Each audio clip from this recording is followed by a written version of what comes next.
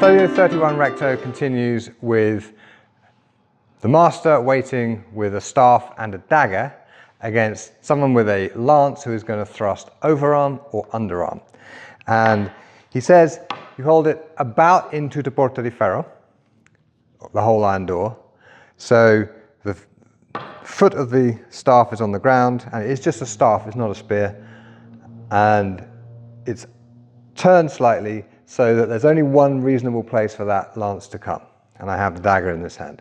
So as Jess comes to strike, I parry and enter with a thrust. Okay, and if it's underarm, like so. Very straightforward. So, showing from the other side.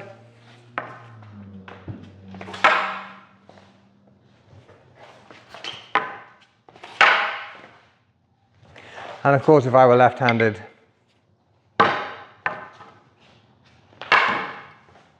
now ideally the foot of the stick doesn't drag across the ground.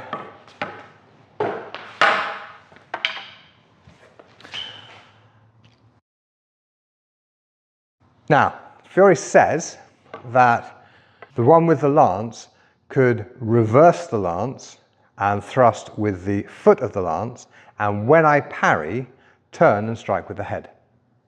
By great trickery, she doesn't notice that that's the foot of the lance. Why? I don't know, but she doesn't. And Fiore does say elsewhere in the place of the lance itself that you have as good an iron at the pedale, at the foot, as you do at the tip. Not the case here, obviously, but so why you need to turn it around, I'm not sure. Anyway, as I come to thrust, if we are this way round, it's impossible. If I'm here and I thrust in the usual way, I can make that turn. Okay, so if we do it from Finestra on the right, that means that I'll be actually on the left side, which means that this turn works just fine.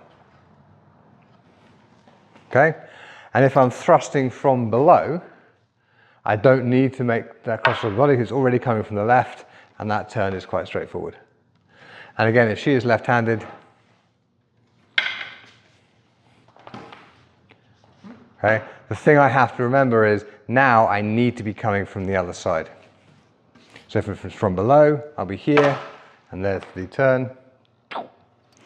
And if it's up here, there it is.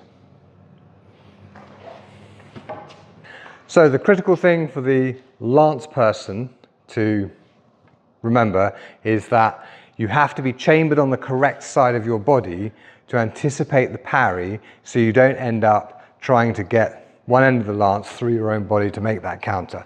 It has to be, if it's going to be beaten to your right, you have to chamber on the left and allow that turn to continue. If it's going to be beaten to your left, you have to be striking from the right so that that turn works. That's the critical bit there, and we see that again in the plays of the spear. So the parry and strike with the staff against the dagger is described on 31 recto. On 31 verso, we see that illustrated, and he also gives us another counter for the person with the spear. So what's going to happen is, as Jessica attacks me, as you attack, if I make that, just parry with the tail of the lance, and then you can do what you want. Yeah. Yeah, so that again. So as Fiore says, she's parrying with the part of the lance that extends backwards, which is this bit. Once more.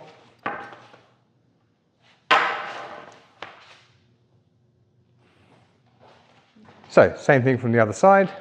So, as she comes to strike and I parry and I enter, she uses the tail of the lance to beat the other side. And then, if she knows what she's doing, the text implies if she knows what she's doing, she can hurt me with the lance. Okay. Lovely. And Fiore actually specifies widening the grip on the lance, which gives you that extra control.